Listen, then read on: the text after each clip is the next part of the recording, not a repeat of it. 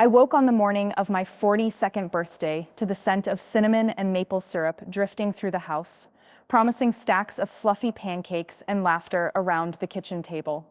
The happy birthday, Dad.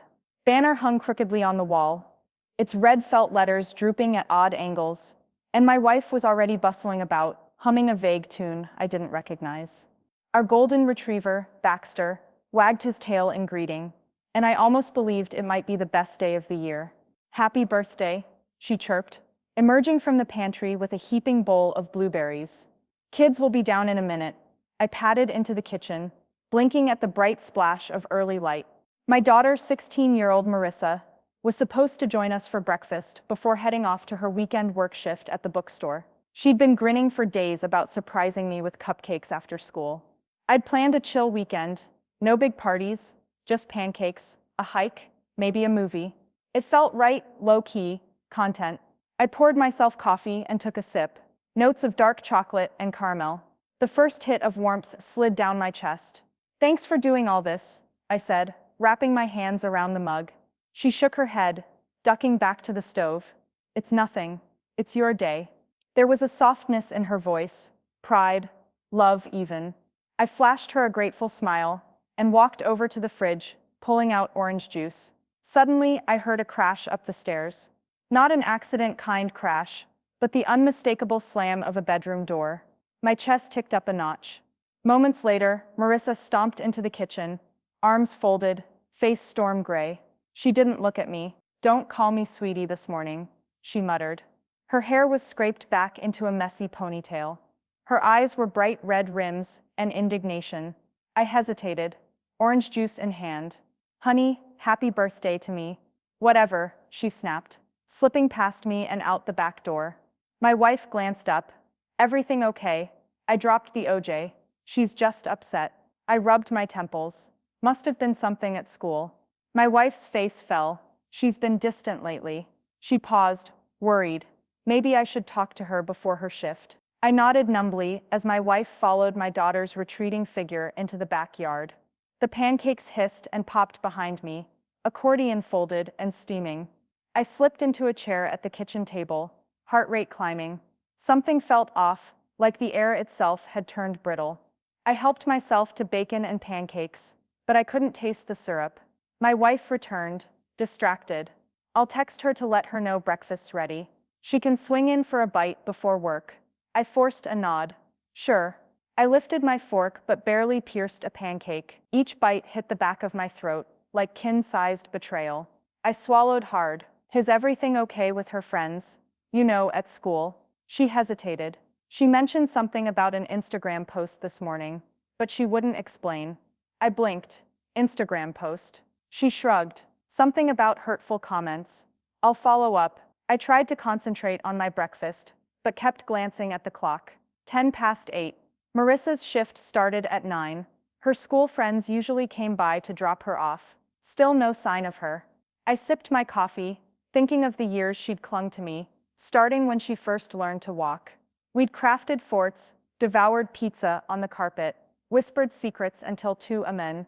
And now, in her 16th year, she seemed to be dashing away from us, like the tide that leaves only wet footprints behind.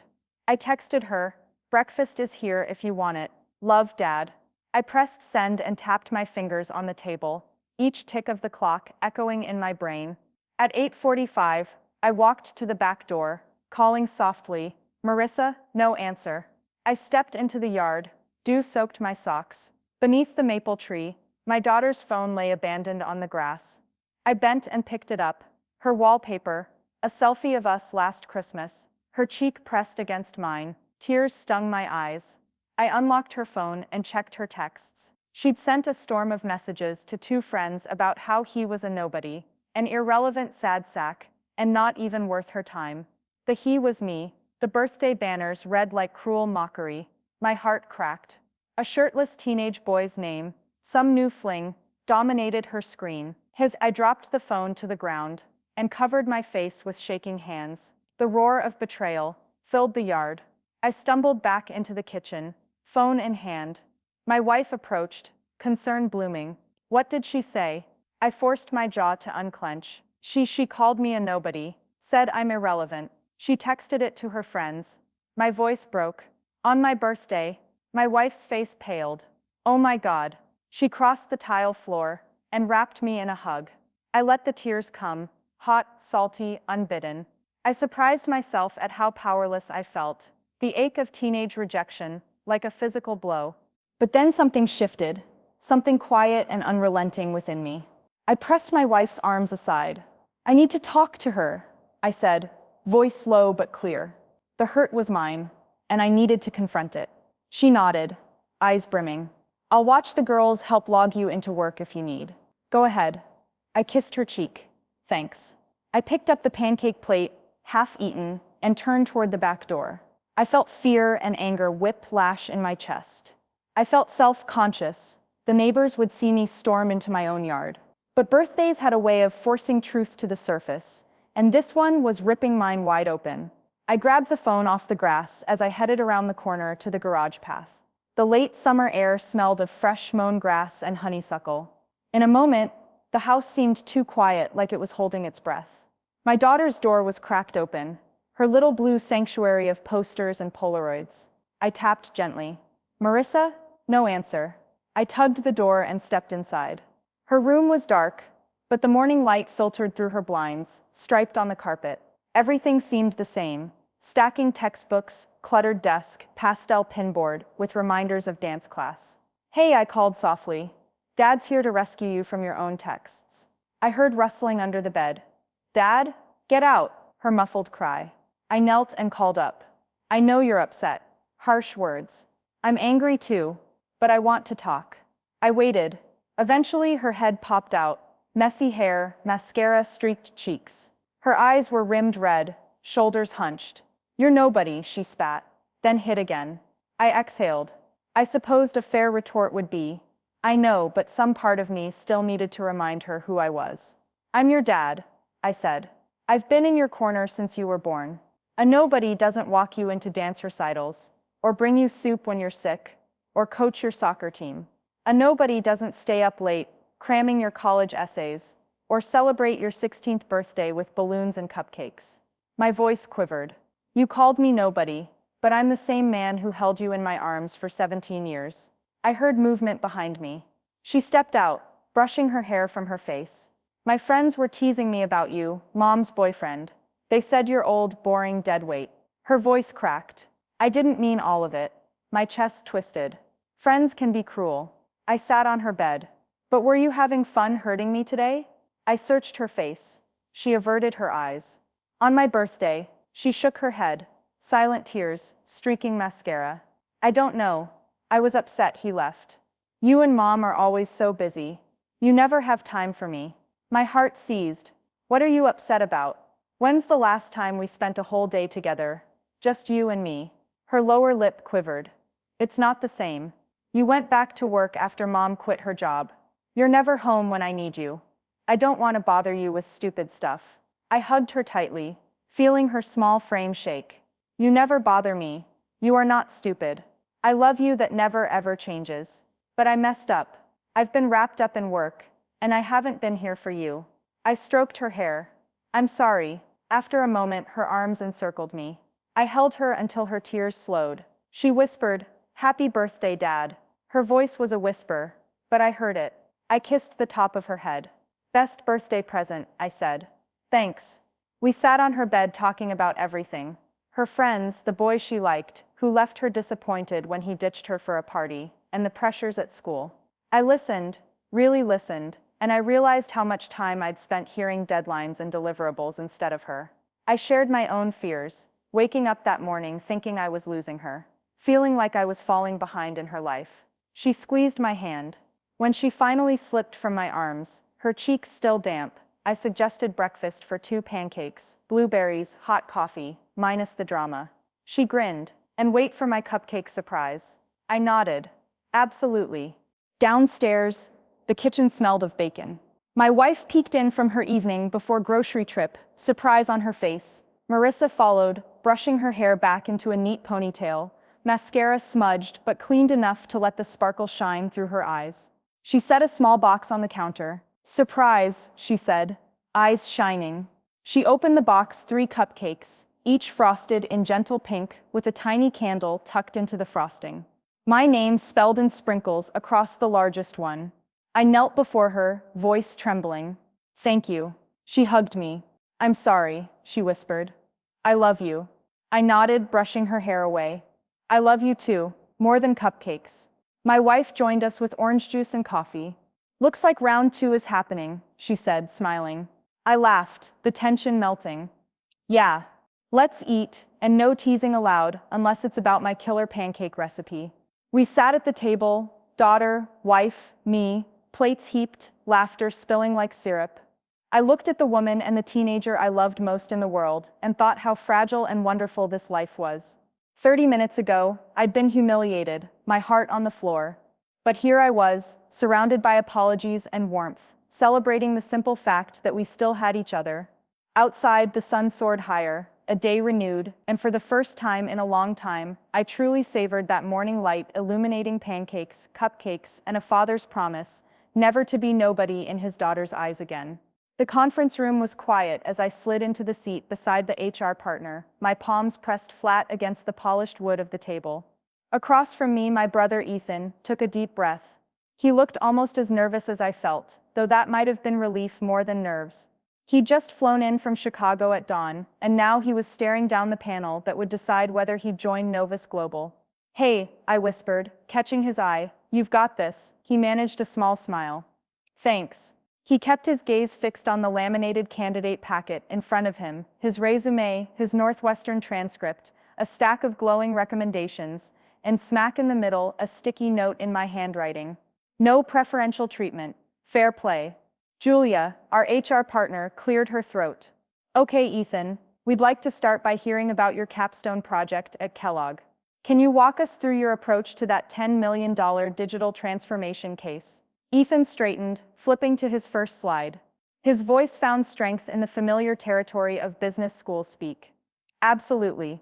We were tasked with redesigning the e-commerce platform for a mid-size retailer struggling with a 5% conversion rate. My focus was on segmenting the customer journey, implementing A/B testing for checkout workflows, and integrating a loyalty program upgrade, all within a 10-week window. As he spoke, I watched the panel's reactions. Priya from strategy nodded, jotting notes.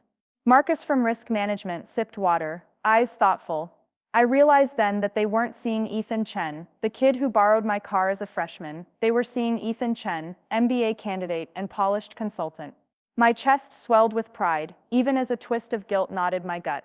20 minutes later, Catherine Ellis, the VP who'd first hired me, leaned forward. Your capstone demonstrated strong analytical rigor, but I'm curious if you hit a roadblock in legacy system integration, our bread and butter, how would you adapt your plan? Ethan didn't hesitate. First, I'd map the existing APIs and data flow diagrams. If there's a constraint, say missing endpoints, I'd propose a microservices wrapper to abstract the legacy calls. That buys time for a full rewrite. Second, I'd engage the client's IT champions in rapid-fire sprints to prototype workarounds. Finally, I'd build a rollback strategy into the deployment cycle so that if anything breaks, we can revert in under 2 hours. I nearly cheered. That was exactly the kind of playbook I'd used on the Blue Wave CRM project. I caught Catherine's eye. She offered me a secret thumbs up under the table. I grinned back. When the Q&A wrapped, Julia stood. Thank you, Ethan. We'll be in touch soon. I rose too, shook his hand firmly. Well done. Out in the hallway, I escorted Ethan to the elevators, the tension in his shoulders easing. Chris, that was your best performance yet, I said, nudging him. He laughed. You'd better have a job offer waiting, or I swear I'll crash your car again. I punched the elevator call. Funny. He glanced out at the atrium. Seriously though, thanks for doing the panel. I know I put you in a tough spot. I exhaled. It's fine. You deserve a fair shot. The elevator doors whooshed open. Fell in. Let me know when you hear something. He climbed in. Will do. That evening, I sat at home with my wife and kids, recounting the day's excitement over takeout. I resisted telling the girls about their uncle's interview. 6 and 8 might not need that drama. But I texted my parents. Panel went well. Ethan gave a great performance. We'll know Monday. Thanks for your support. Saturday morning dawned bright and clear. but I spent the hours gnawed by anticipation. At 10 a.m., my phone buzzed. HR Novus Global. Hi Avery, the team has reached a decision. Please call me when you're free. My heart hammered. That's it. I said aloud. My wife handed me my coffee. I dialed. Julia? Hey Avery, thanks for the quick call. Her voice was warm. I've got good news. Ethan's been offered the position in our digital transformation practice, starting April 1. We've arranged so he reports to Marcus, not you, to ensure no direct conflicts. Congratulations, he's very excited to join. My chest went light. Thank you. I'm thrilled, and I appreciate the reporting arrangement. Of course, we'll be in touch to finalize details. Enjoy your weekend. I hung up and looked at my wife. He got it. My voice was tight with pride and relief. He starts in 2 weeks. She ran her hand through my hair. That's wonderful. The next day I drove to their new apartment, Ethan's first solo place, as a welcome to the city gift. On the passenger seat sat the keys to my old Corolla, polished and gleaming from a neighborhood detailer. I patted them. He'd never asked for my car back, but I'd arranged for its sale proceeds to fund his first month of rent. His parents had covered school. This was my own investment in him. I parked, grabbed the keys, and rang the buzzer. Ethan swung open the door, a paint smear on his cheek, exhaustion and exhilaration in his eyes. Man, you couldn't wait. I laughed. Happy new job. He hugged me tight. I can't believe you did this. He held the car keys, turning them thoughtfully. My first payment should go toward this. I tousled his hair. Keep the Corolla. It's vintage. You'll appreciate the low wheels. He beamed, tears glinting. Thanks, sis. He stepped aside. Come in. His new place was modest. A 1-bedroom with a futon, second-hand books, a coffee maker that sputtered. We sat on folding chairs, uncracked pizzas between us. He braced the keys on the table. You know, he said, sliding a slice onto my plate. I always thought I'd have to repay our parents, sell a kidney or something. But you stepped up. I chewed thoughtfully. You never asked for charity. I wanted to match your hustle with my own. He studiously buttered his crust. I get it now. That car wasn't just transportation. It was trust. And giving me trust, even after everything, meant a lot. My throat tickled. You've earned it back. You showed them, and you showed me. He looked at me, his kid sister, turned corporate colleague. We make a good team. I smiled. Yeah, we do. That evening, we went to a novice networking event. Ethan in a crisp blazer, me in my go-to-power suit. We mingled with consultants and managers. People patted his shoulder. Welcome to the team, Ethan. When they asked who I was, he grinned. My big sister and mentor. I felt my chest swell. Mentorship had been my superpower. He'd followed my playbook, but added his own spin. I realized that no single sacrifice, no car sale, no MBA tuition would define us. It was what we did afterward that mattered. Honoring trust, repaying kindness, and forging our own paths.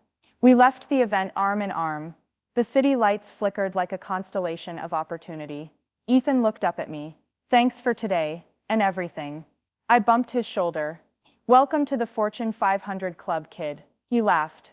Let's go celebrate with gas-guzzling dinner. I held up the Corolla keys. My treat. And as we zipped into the neon-etched night, me in the driver's seat of my own hard-earned success, and him in the passenger seat of his well-deserved future, I thought, this is what family does. Sometimes we sell cars, sometimes we share careers, but we always drive forward, side by side.